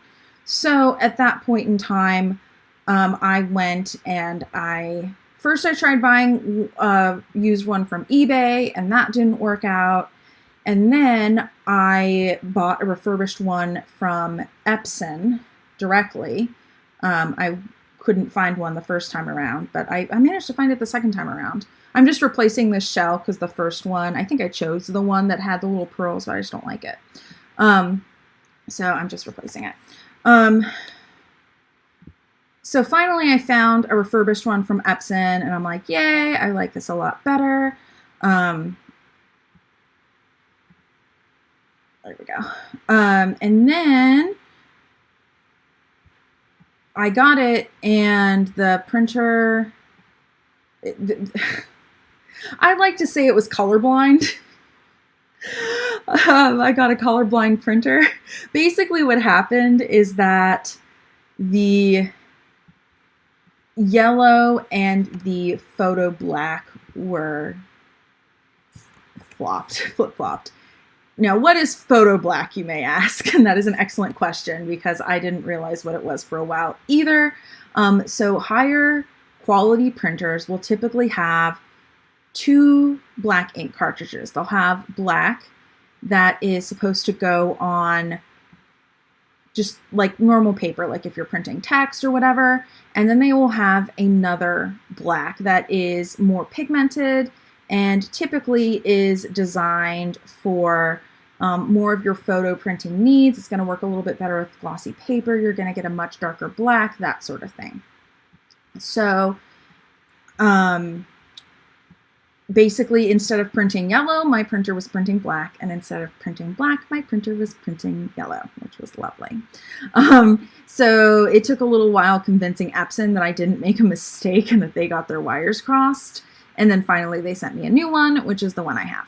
So anyway, that is the latest edition of the printer saga that has gone on. As I said, doing a series like talking about some of these stories could be kind of fun. I've been thinking about what I'm going to do for content once the Erin Condren stuff is over, because I definitely don't want to stop doing YouTube videos after that, like I have the past couple of years. Like, now that I've figured out this stream format that doesn't require me to do a ton of editing afterwards, because that's the part of the process I do not like, I want to continue to do it, but like I knew I was going to run out of content eventually. But talking about like sticker shop stories and stuff like that could be a lot of fun. So I will keep that in the back of my noggin. I think I am at kind of a good stopping point though. So let me go ahead and take a look at the comments, because I saw Yvonne said something and I didn't really read it. I've been waiting for my printer to die to switch to the tanks. So glad to hear that you like them. Yes, I absolutely love ink tanks. And my recommendation to pretty much anybody who is looking to get a printer is, as long as you're using it on a semi-regular basis, get ink tanks. If you're not using it on a semi-regular basis, then you're going to have some of the same issues than you would with cartridges, where things are going to dry out.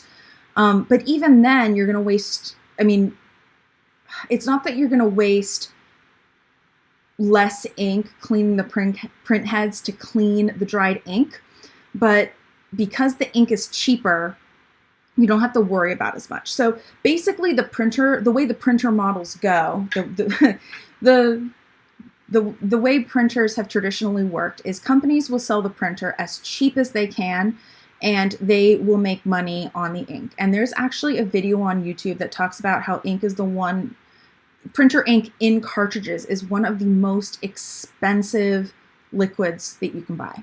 It's crazy how little ink you get. And I mean, right when I started my sticker shop, I did a couple of big projects, and during those big projects, I would probably change my cartridges at least 2 or 3 times a week. And it was like, it was nuts. I was going through ink so fast, or the cartridges, I should say, so fast. And that can work really well for someone who just needs to print a little bit here and there. But if you're printing it all regularly, then it can get really expensive really fast, especially like me, if you run a business and you print all your products on a printer. So ink tanks are not only more economical because you don't have all of the waste from the cartridges, but in a lot of ways they're a little bit more, I don't necessarily want to say fair or transparent, but I mean, it kind of is. So you have to spend more money on an ink tank printer than you typically would on an ink cartridge printer. But the ink itself is, comparatively speaking, dirt cheap. I mean, it's hard for me to calculate how much I pay for ink, like per sheet of stickers. The ink is that cheap. I actually was thinking about starting to print my logo on the back of my sheets of stickers. I started it for my bigger stickers because I didn't have any branding on them. So I'll just kind of, let me pop, since I'm showing you something, I'm going to go into webcam only real fast because I'm printing it much at the end anyway. So this is the back of the water resistant paper that I used for my single stickers. So it's just Cocoa and Opal Design, which is my name / logo, like over and over and over again. And I was trying to figure out, like, should I do this for all of my sheets of stickers or just the bigger stickers? In my brain, they're like the big stickers. They're kind of like, I mean, they're water resistant. So for like water bottles, laptops, I guess, because you have like sweat from your hands and stuff like that. Mostly they're Pride stickers, but that, you know, so you have an idea of what they are. This one doesn't have the backing, but you'll see there's no branding on it. So that's why I'm like, oh, I have to like figure out how to get some branding on there. So that is what a 3-inch sticker looks like on the back. There's the front. So anyway, now I'm like, I mean, it would take some time, but I could do this for all of my sticker paper, but how do I figure out how much of that's going to cost? Like, because the ink is so cheap, I've never really had to do like a really crazy cost analysis for it. So I think it's less than a cent, but I think I'm going to call it a cent. And then, so I just have to really figure out if it's worth the trouble. Where the trouble might come in though, is that currently, I'm trying to find an example. I have, I think this actually is an example and I forgot to do it. So I offer for the planner stickers, this is a sticker sheet, for example. I offer 3 different kinds of sticker paper: matte, removable matte, and glossy. And I can tell the glossy apart pretty easily, but I can't tell the matte and removable matte apart from each other because the sticker paper is the same except for the adhesive. The adhesive is basically just a little bit lighter on the removable matte. It's not like sticky note removable, but like when you take up a sticker after the fact, if it's only been there for like a day, it removes relatively easily, especially if you have like a spatula or something. After that, it's like possible to remove it. You might damage the sticker, but you won't damage the paper typically, whereas with like a permanent sticker, you would. So anyway, so I can tell the difference. Once sticker sheets are cut, I put a little thing on there that says removable matte, so I can tell what it is. On the actual sticker paper, before I cut it, I color code everything. So, not sure if you can see that. A little purple there. So purple's removable matte, blue is matte, and then I also color code the other 2. Glossy is pink and weatherproof is green, just to like keep it normal, but or to keep it consistent. But I was thinking if I do the pattern on the back of my sticker sheets, then I could add like removable matte to it, and then I wouldn't have to worry about putting the stickers on. But I'd be spending more money on ink, and it would be time, except it would be like I set it to print and walk away time. I don't know. I haven't decided that yet. So I forget exactly where that whole thing came from. Oh, ink being dirt cheap. And so yeah, it's really hard to price all of that out.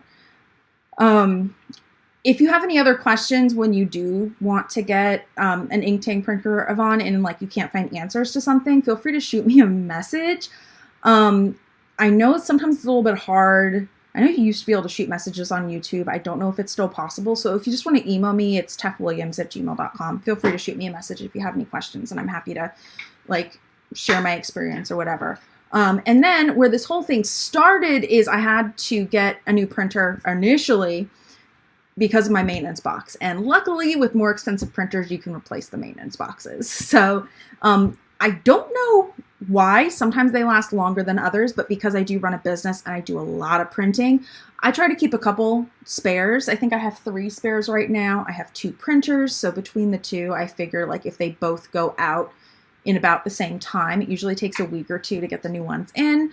And So that gives me a little bit of time. So let me go ahead and go back to the screen share real fast since I'm done with that tangent, and just kind of show you the 3 stickers, or the 3 full boxes that I would consider done.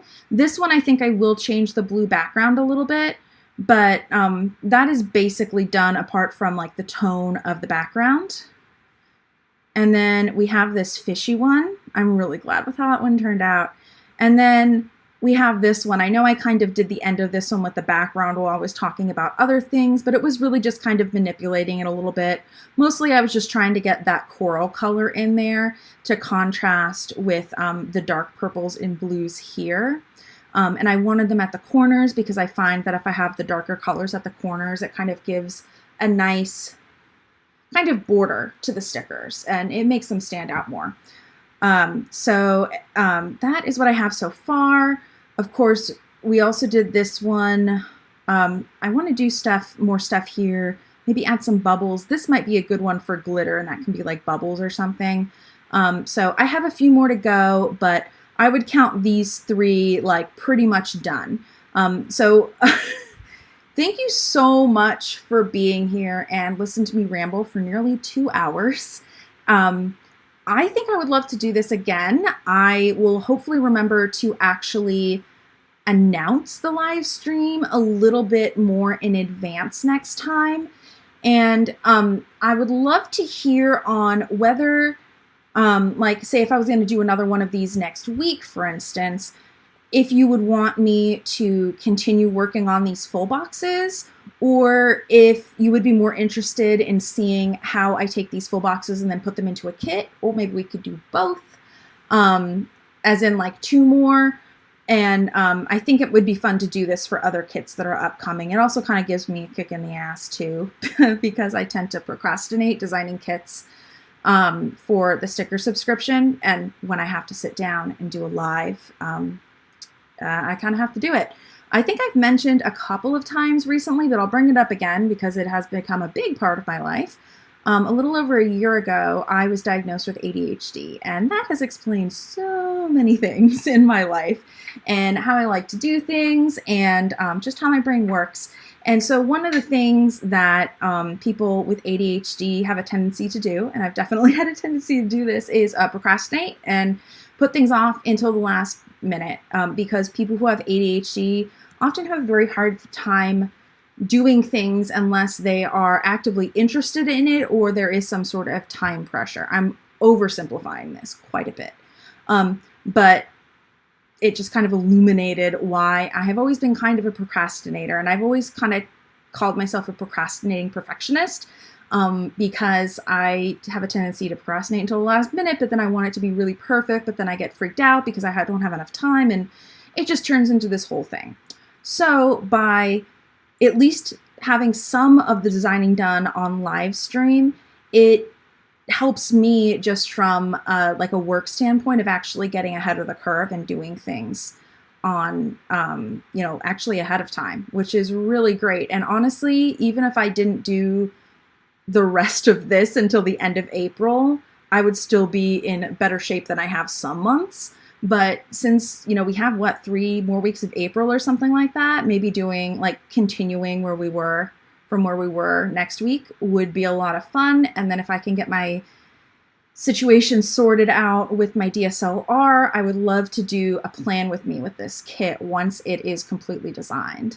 So, I'm not going to promise anything because I kind of came up with this plan right off the bat, or right now in my head, and I do want to stew over it. But I'm thinking maybe I just start doing a weekly design / plan with me. Maybe on Thursdays, that's just the day. And I mean, if I have something to design, I design. And if and when I get my plan with me situation set up, maybe we do plan with me sometimes. And it's just kind of the chill hangout, see what my process is. I will also admit I have not been sticker planning for quite a while. I've been really bad at sticker planning, even though most of my day is spent thinking and working on planner stickers. I haven't been using them myself nearly as much as I would love to. So that could be a really good kick, again, in the ass for me to actually get my planning game in gear.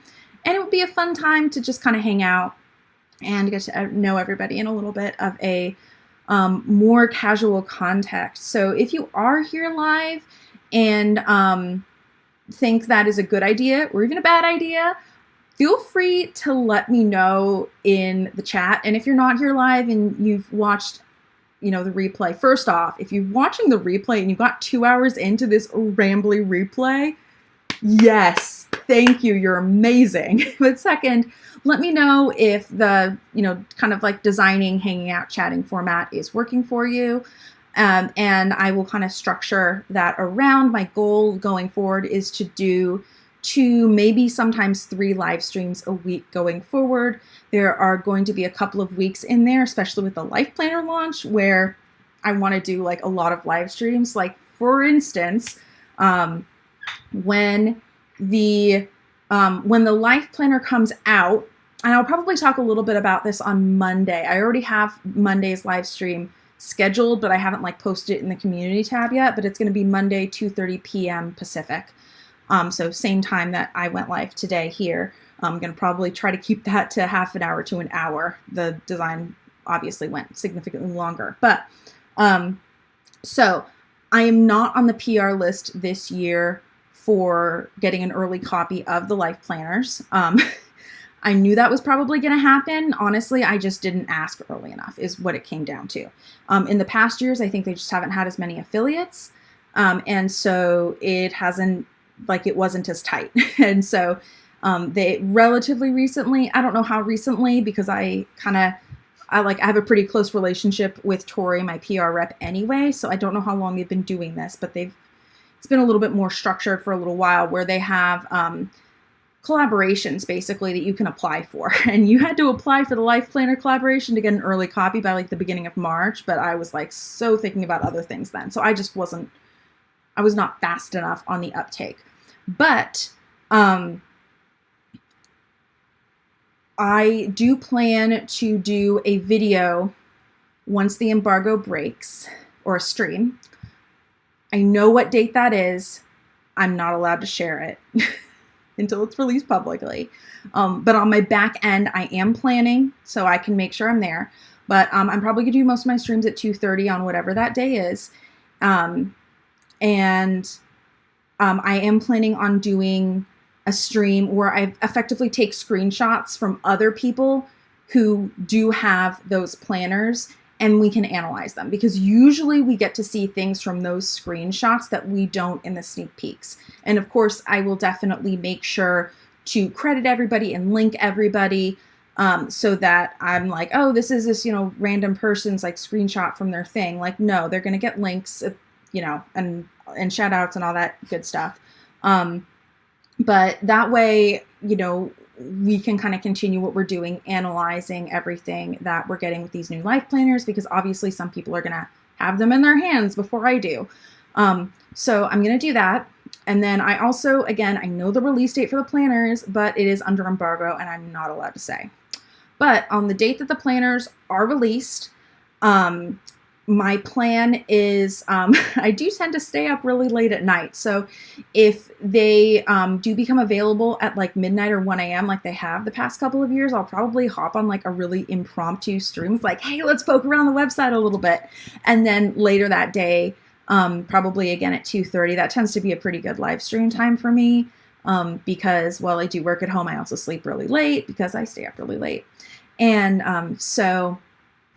at that point, I will do an actual shop with me stream. I have done shop with me videos in the past, but as a stream, it will be really cool because you guys will actually be able to give your opinions, say what you like and don't like. And if I'm between something, you can be like, oh, I think you should get that one, or I think you should get that one. And Erin Condren and my rep Tori have been so generous to offer a $100 gift code so that I can buy the LifePlanner and a couple of accessories for that shop with me, as well as to review for you guys. So that shop with me is going to be sponsored in part by Erin Condren. I will be buying more, but they have graciously offered me that. So anyway, that is the plan going forward for the channel. And then so during those couple weeks, all of that to say, during those couple weeks, like right when the LifePlanner gets released, I'll probably end up going live 3 times a week, but in general, I think I'm going to aim for 2 times a week. I'm just trying to nail down exactly what my content is going to look like once the Erin Condren sneak peeks are no longer a thing for this year. Of course, we also have other stuff coming out, like we're going to have the teacher lesson planner and the academic planner and the monthly planner and things like that. So I'll probably still use some Erin Condren new stuff and looking at the new designs, but there just won't be as much to go over. It will probably be more of a like, hey, you know, I'm just going to announce like, hey, Erin Condren's doing a sale if anyone's interested sort of deal, but it won't be the main part of my content. All right, I think I just realized that my throat is starting to hurt. I literally have a drink right back there, and I didn't grab it. So I've been yammering this whole time, and I haven't even been grabbing a drink. But anyway, thank you so much for being here and watching my very first design with me. This has been a lot of fun, and definitely keep an eye on my channel for upcoming lives. I'm going to try to schedule them a little bit further in advance going forward, but at least a few hours so you guys have a heads up. And I will see you next time. Bye.